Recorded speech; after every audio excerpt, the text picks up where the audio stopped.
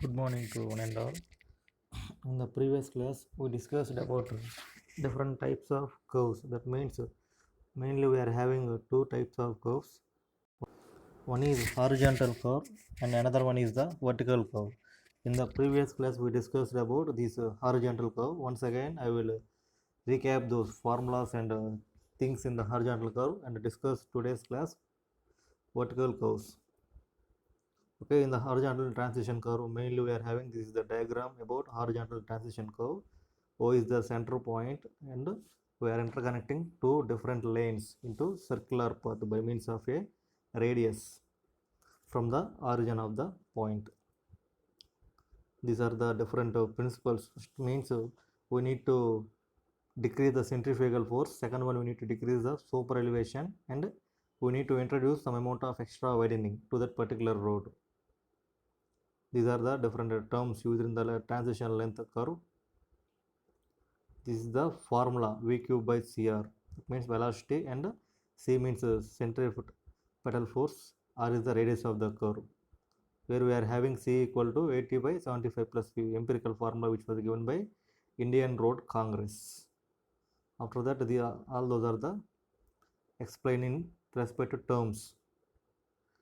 This is the super elevation Ls equal to En by 2 with respect to extra widening and normal widening. This is the formula given by IRC. This is the shift transition curve. Setback distance. In the previous class also we discussed about the setback distance. This is the setback distance diagram. M is the setback distance length. This M value we calculated in the previous class. For wider road and normal road, we are having different kinds of formula with respect to radians and degrees. Normally, 1 radian equal to 1 degree, D equal to pi by 180 radians. Okay, pi by 180 radians, degree equal to. These things you need to remember for small kind of problems. This is the empirical diagram with respect to degree. Means alpha is the angle made by the particular two lengths of the curves and M is the mean distance from the outermost curve. And this is the amount of dotted lines we are prescribed here, where this dotted line primary portion we are having. This is the center line with respect to road. This is the medium line. From this to this we are having this mean distance. The formulas and terminal used in this mean distance: alpha, M, R, S and D. Alpha is the angle, M is the setback distance or mean distance, radius of the curve, sight distance and others. This is the less than the road and greater than the road. For suppose narrow road and wider roads, we are having two types of classification. Those things are explained with respect to these diagrams. And finally, we are having this is the formulas for setback distance. M equal to R minus D into cos alpha by 2 plus S minus C by 2 into sin alpha by 2 for wider roads and other roads. But in case of today's class, we will have to discuss about this vertical alignment. That means horizontal alignment means with respect to x-axis. Vertical alignment means with respect to y-axis. I will show with a small pictorial representation. Vertical alignment. This is the normal x-axis and y-axis. That means we are having primarily x-axis means along the horizontal surface. That means horizontal. Y-axis means vertical. In the engineering drawing, you have learned these things. What is horizontal plane? What is vertical plane? With respect to different diagrams. For suppose we need to observe different kinds of top views, side views and front views in building planning and drawing, so that these two things are very much useful to you for this kind of perspective views and other views. So that we need to remember this: what is horizontal plane and what is the vertical plane. What could be the x-axis is called as horizontal plane, y-axis is called the vertical plane. what things are kept in horizontal plane, what things are kept in vertical plane. Those things also we need to remember when we draw a simple kind of bar charts and others. So that along the x-axis we are having these horizontal curves are transition curve. Along what y-axis we are having vertical curves. First of all, we are having a brief explanation of horizontal curve and vertical curve.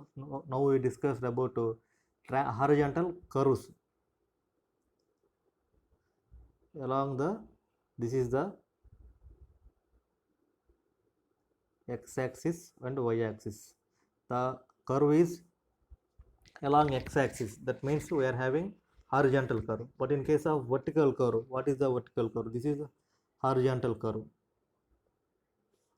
But in case of vertical curve, what is the diagrammatic representation?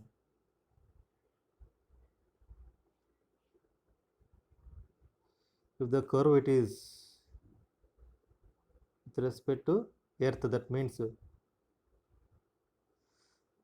somewhere this is the alignment of that particular curve. This is the height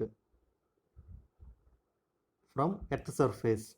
Small h is the height from the normal ground level. This is the ground level. From the ground level it will be at a some height. Those type of curves are called vertical curves. Normally these vertical curves are mainly observed in hilly areas. That means whenever there is a important monuments and other places in hilly areas, we will go through these vertical curves, like in our Tirupati and other Vijayawada, we are having some important places. So that to approach those places we have to go through these vertical curves, like those places. We need to discuss those vertical alignments and we need to design those roads by using different principles.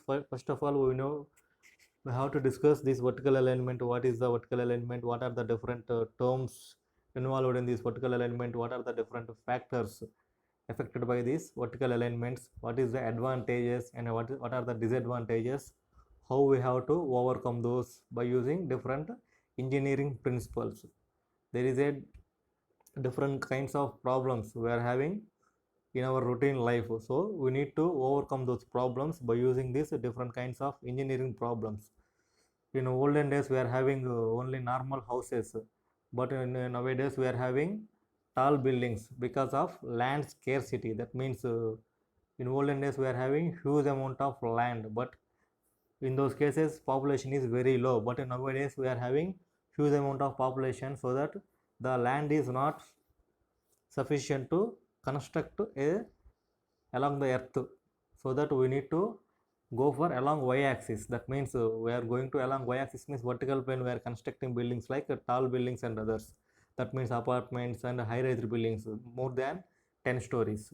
Likely we are having different kinds of problems. We are having different solutions, so that we need to solve according to the engineering technologies and others and other substantiaceous materials. That means normally we are having different kinds of materials, so that each and every material having different kinds of property, so that we need to improve the property of material by using some substantiaceous materials like iron and others, okay, and other bamboos and others.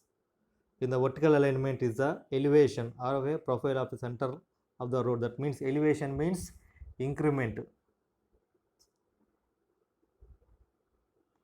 Elevation, that means this is the alpha.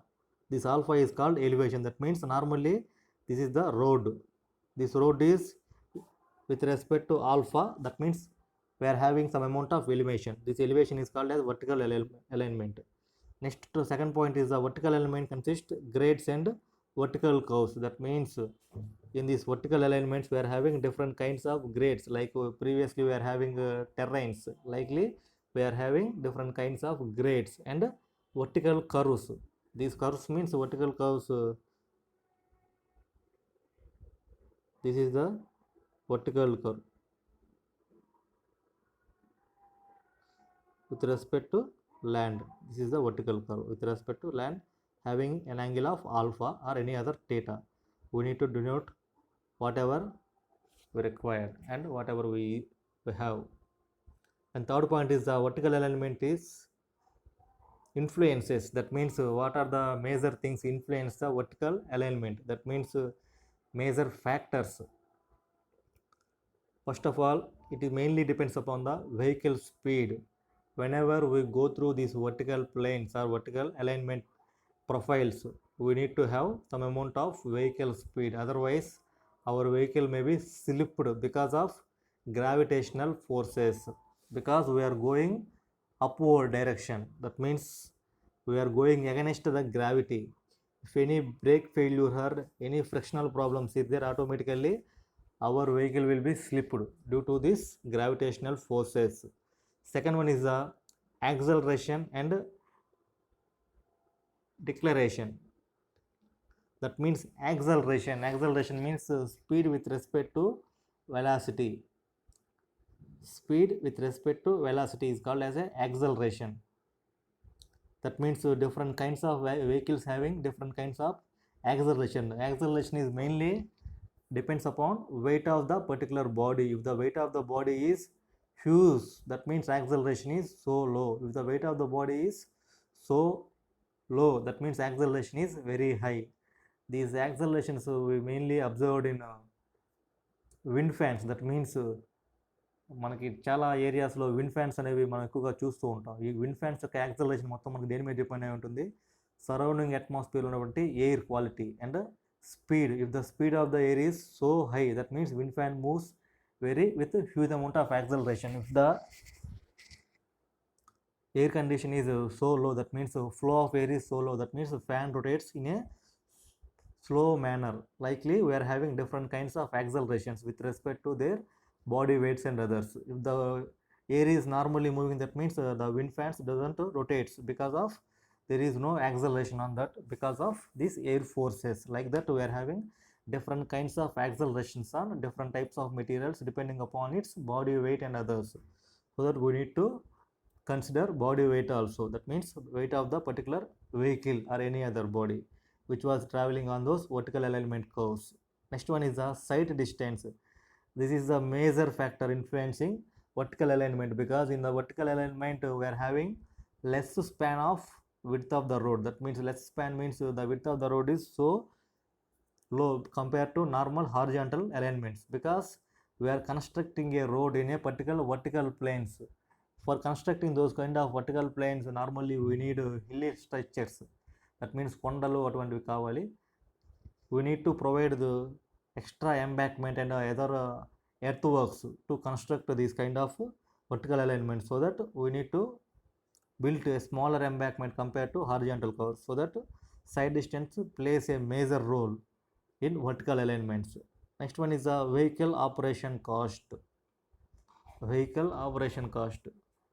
We are moving against gravity in vertical alignment, so that the vehicle requires more amount of fuel to go on those particular routes compared to normal routes, so that it comes under vertical operation cost. That means for traveling 1 kilometer on those particular roads, we will having few x amount of money. For we need to travel on so same amount of x kilometers. In terms of vertical alignment, we need extra amount because of these gravitational forces and other extra forces acting on the body due to vertical alignment and gravity. Next one, comfort while traveling on high speeds. That means we are going against the gravity. We won't have to go much beyond the design speed. If you go beyond the design speed, means automatically we need to face some amount of problems like these merging points and others, and we need to take different rotations, so that we need to face different problems. That is the uncomfortable things we have to face, so that we need to neglect those uncomfortable things and we need to go in a comfortable way while we are traveling on those vertical alignment. This is the typical example. This is the normal road having vertical alignment. That means in normal road, that means we are observing particular x point That means this is the x point, this is the y point, this is the z point. Those are the three sections we are having. In these three sections we are having undulation of the road. That means here to here we are having a plain road. After that we are having some amount of inclination of angle with respect to normal ground level. After that we are having another deformation. That means this is called as a vertical alignment of this particular road with respect to normal ground level. Okay, while we are facing different kinds of problem, we won't have to go for much speed in this particular alignment, because a lifting of vehicle should be takes place due to huge amount of speeds while we are going on. And other things we are facing is compaction problems, and other surface structures are also poor. And next major problem we are facing is the drainage problem. Whenever there is a huge amount of rains, so automatically the portions will be filled with the rainwater, and the embankment will be damaged due to stacking of those rainwaters and other things. So that these normally vertical alignments are so uncomfortable compared to these horizontal alignments and others. This is the typical example. You are facing these kind of roads in our daily journey, so that whenever you are going through that particular roads, you need to remember that this is the vertical alignment we study in transportation engineering. What is the horizontal alignment? In what places we have to observe these horizontal alignments? In what places we have to observe this vertical alignment? Whenever we require to construct a normal road, it is not a matter. But suppose we need to construct a normal road, we need extra earthwork. That means we are having some amount of undulations in this particular area, so that the undulations can be filled by normal earth material or any other waste, industrial waste coming from the thermal power plants and other steel industries. Those waste can be filled here, and automatically we'll have to construct the road particularly. So that we need to bear an extra amount of charges. Those things are involved in the finance. So that if the finance is very high for that project, we need to go for total construction as smooth as possible. If the finance is weak, we need to construct these kinds of road with any irregularities like these vertical alignment problems. And the next one is the gradient. What is gradient? That means slope we are maintaining on those particular road, that is called as a gradient. Those gradients are much more compared to the horizontal roads, particularly in case of these vertical alignments. Gradient is the rate of rise of fall along the length of the road with respect to horizontal. That means whenever we are having these lines, there are some undulations. So that undulation means in the primary we are having, in the primary section we are having some amount of xx, but in case of this point we are having some undulations. This is the gradient. That means slope is varying throughout the length of the road. Next one, it is expressed with respect to 1 in n. That means percentage, 1 by n percent. This is called as n percent. That means 1 by n is called, we are having n percentage of alignment for particular length of road. So suppose if the irregularity is so high, that means we will have to calculate along the 1 kilometer length what amount of this gradient we are having. For suppose if the gradient is 1 kilometer, we are having less amount, we need to calculate for 10 kilometers what is the gradient. Like that we need to calculate for different kinds of roads for different length varyings to counteract this accidents and others. That means whenever we are going like in the roads, we won't have to go for much speeds because of these undulations. We won't have to go for much speeds, so that we need to go for a normal 30 kilometers per hour or 40 kilometers per hour speed only. With two wheelers, while we are going with four wheelers, we need to reduce our speed because of these undulations and gradients.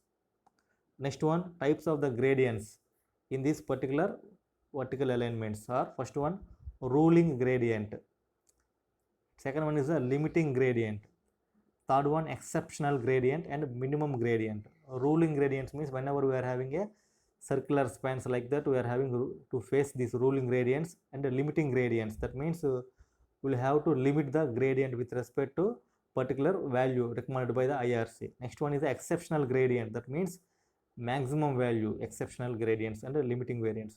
We need to go for minimum gradients. Those things I explained in the further slides. Okay. First one is the ruling gradient. So what is the ruling gradient? Where we have to observe these ruling gradients. Okay. Ruling gradient is a maximum gradient within the which a designer attempts to design a vertical profile of a road. Ruling gradient is also known as design gradient. Suppose in this particular one line sentence we are having which the designer attempts to design the vertical profile of a road. That means vertical profile and horizontal profile. You need to remember those. Vertical profile means along y-axis. Horizontal profile means along the x-axis. That means if there is no rise of road with respect to axis, that means that road is called as a horizontal road. If there is any rise of road with respect to y-axis, that is called vertical alignment. We need to consider those two things while we are having these gradients. Ruling gradients is also known as the design gradient. For selection of ruling gradient factors such as terrains, that means ruling terrain, plain terrain, hilly terrain, like that. Length of the grade, speed, pulling power, vehicle also consider. That means length of the grade. For suppose length of the grade means we are constructing a ruling gradient, so that how much amount of length required to construct this ruling gradient because of these irregularities and other side problems. Second one is the speed of the vehicle. In what amount of speed we need to go through particular gradient lines. And next one is the pulling power. That means some amount of pulling power applied on those particular vehicle due to gravity. That means this is the normal road we are constructing. Whenever the vehicle is moving on this particular vehicle, there may be some amount of pulling force. That means this pulling force acting because of this gravity and other considerations. That is called the pulling force. Okay, we need to consider this pulling power also, and vehicles, pulling power of vehicle, etc. we need to consider. This is the example for the ruling gradients. And next one is a limiting gradient. That means steeper than the ruling gradient. In hilly roads, it may be having necessary exceeding ruling gradients. So, and we have to adapt to limiting gradient. It depends upon topography and construction of the road.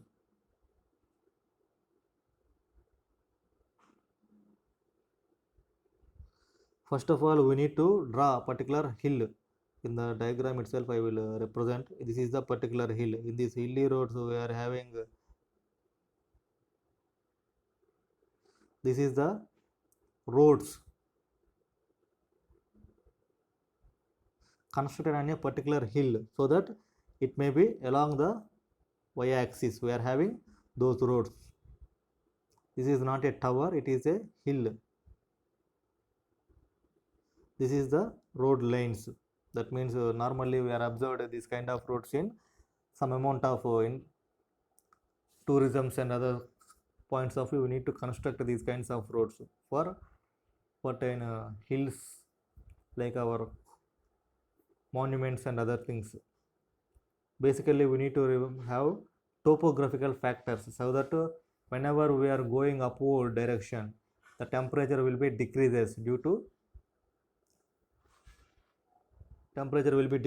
because of so many environmental factors and other surroundings. We are having huge amount of trees, whatever it may be, we are having some amount of temperature will be less, so that there may be some dew factor on those particular roads, so that we need to design according to the dew factor and other environmental conditions while we are constructing a particular road on those. This is the limiting gradient. Steeper than the ruling gradient. That means steeper means more amount of angle. That means normally we are having a this kind of the roads. If we are having these kind of roads with respect to alpha, this is the alpha. more amount of steeper. This is the steeper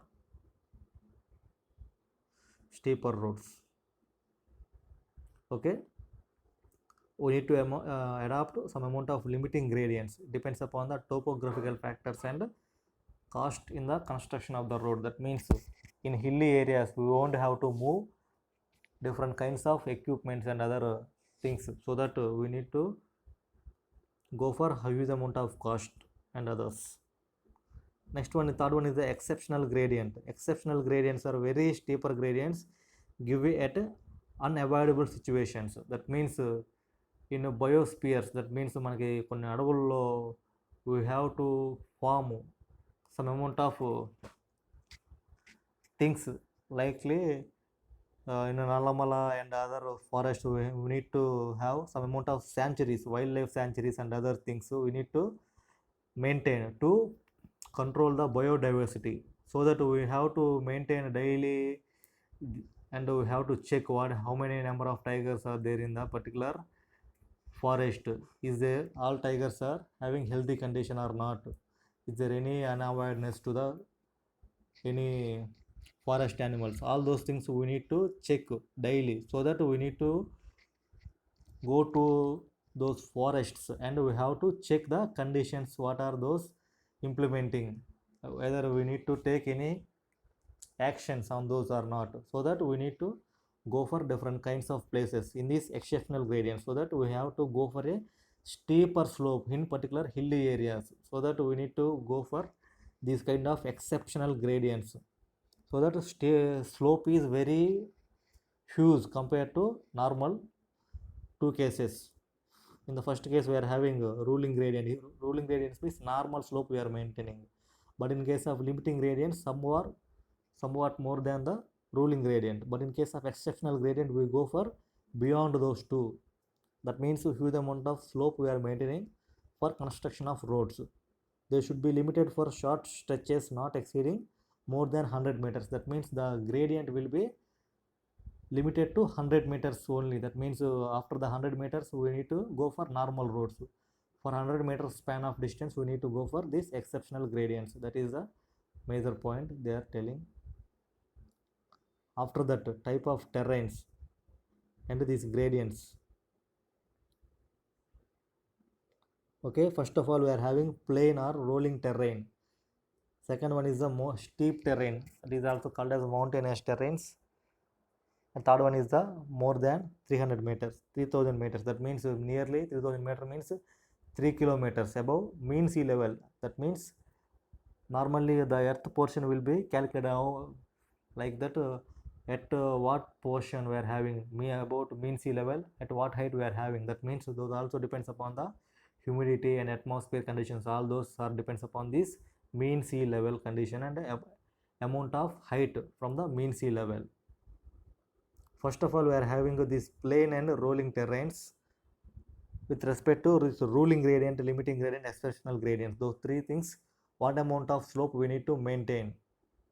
In plain terrain and rolling terrains we need to maintain 3.3%. that means 1 in 30. 1 means horizontal, 30 1 vertical, 30 horizontal. I will explain with a diagram. That means this is the normal gradient. 1 in n means here we have to keep 1, here we have to keep n. 1 in n. Likely we are having 1 in 30, 1 in 20, 1 in 15, like that. What amount that we normally in the vertical component we keep 1, horizontal component we keep n. That means for one portion, that one portion should be multiplied with n. That means n into 1. What amount the length raised in the particular road at the midspan, we need to multiply with n terms and we need to provide that amount of length. Okay, 1 in n.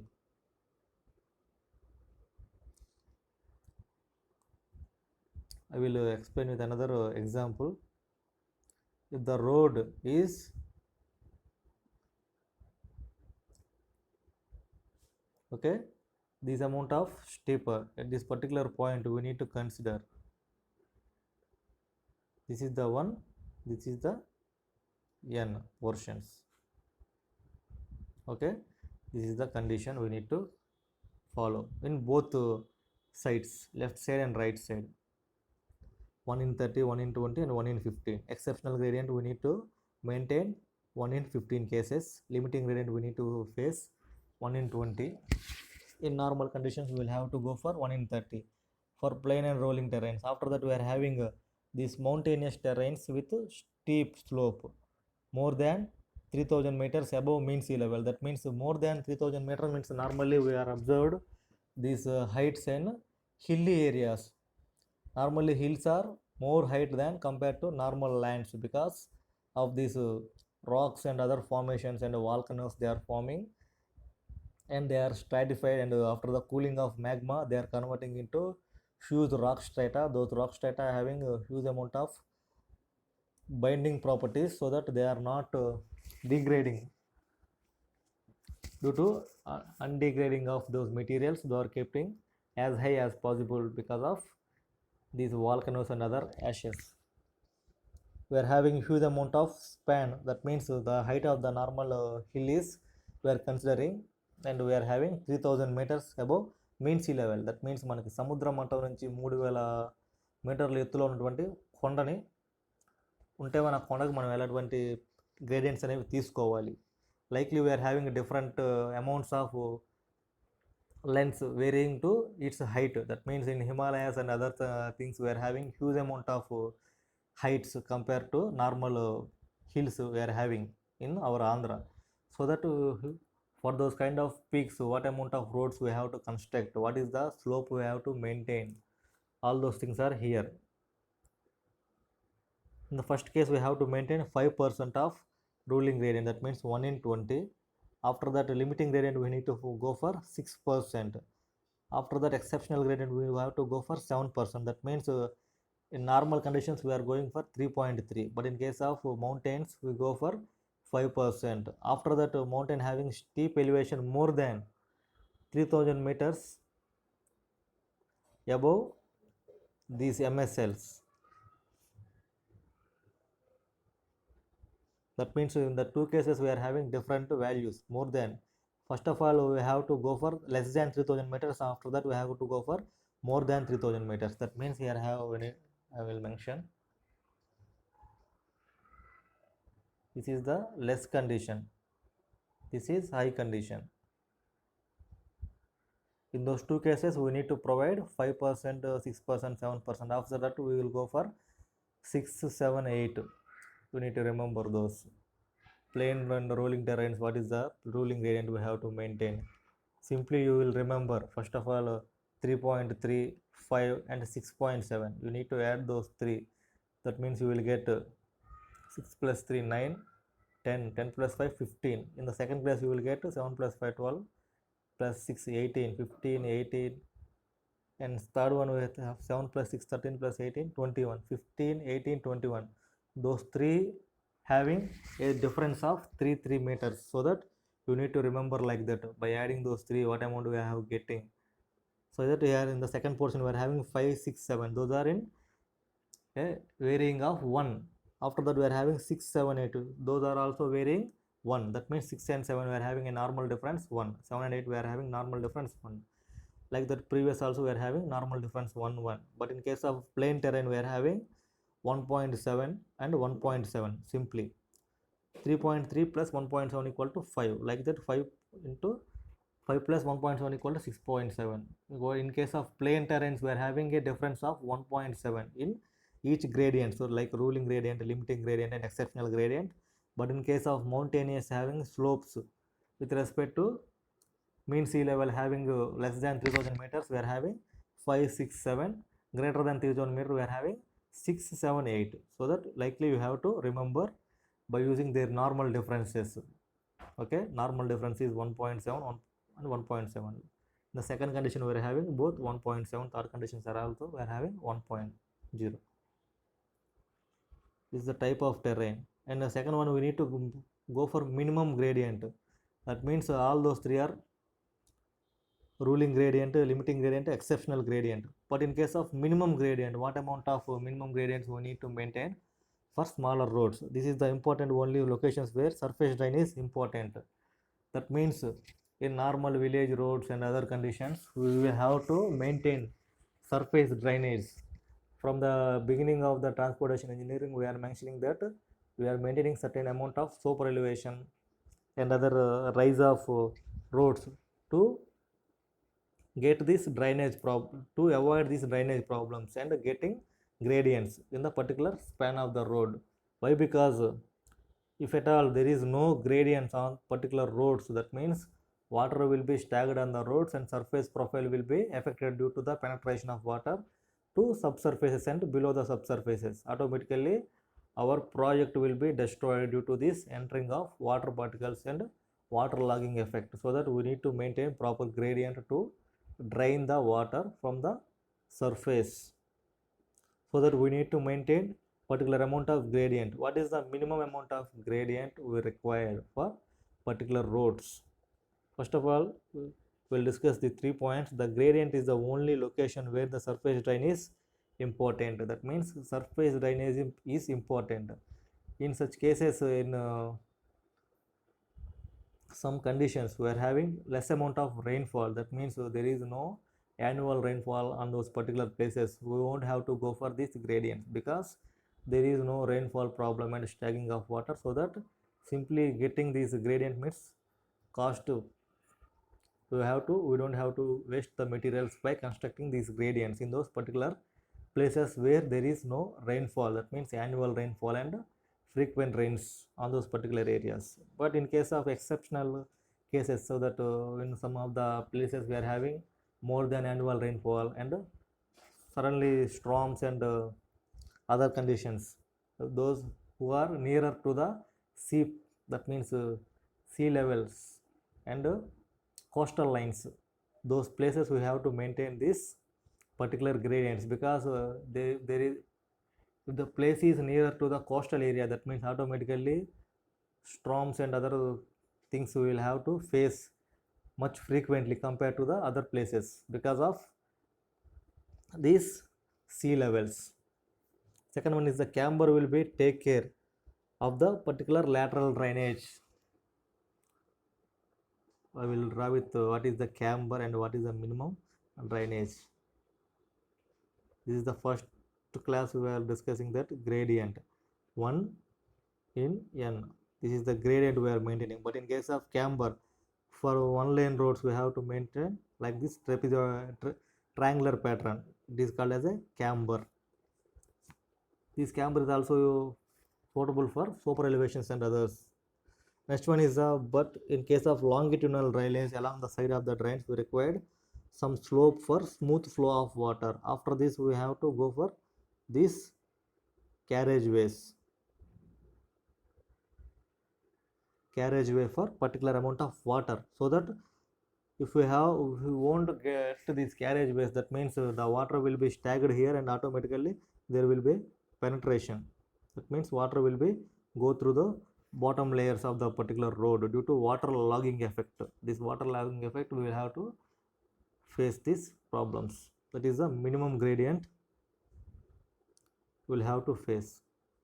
Therefore, the minimum gradient is provided for drainage purpose. It depends upon the mainly rainfall and type of the soil and other site conditions. Because we are having mainly in India, we are having two types of soils.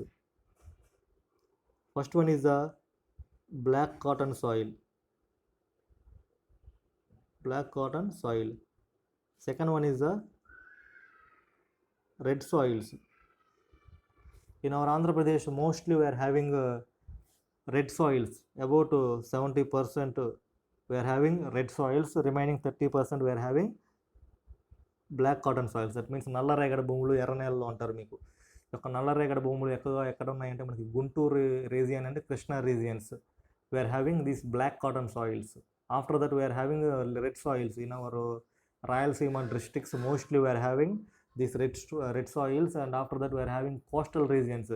In the coastal regions also we are having these red soils. So that maximum 70% of our Andhra Pradesh we are having black cotton red soils, and 30% we are having black cotton soils. So that we need to face this water logging effect. That means water logging. This waterlogging effect mainly we observed in sponges. That means whenever we are pouring a certain amount of water on the particular sponge, the sponge will absorb some amount of water and it will be releases few amount of water. That means those things are explained with waterlogging, the sponge having a waterlogging phenomena, so that it will absorb some amount of water. Likely in some of the cases we are having different kinds of soils, those soils are also having this waterlogging effect, particularly black cotton soils having huge amount of waterlogging effect, so that in the summer seasons the total surface is dried and shown with an amount of scraps on the top layer. But in case of winter regions and rainy seasons, the total land will be expands due to some amount of volumetric change due to this amount of water logging. A minimum 1 in 500 may be sufficient for concrete drain and 1 in 200 for or 1 in 100 for open soil drains. That means 1 in 500 may be sufficient for concrete drains. Concrete drains means a road which was constructed with the help of concrete materials like cement, sand, aggregate and water. Those are called as a concrete materials. For non-concrete structures like bitumen roads, BT roads are we are using. In most of the constructions of our Indian roads, we are using this BT road, CC roads. We are using in the most of the construction of the roads. We are using CC roads.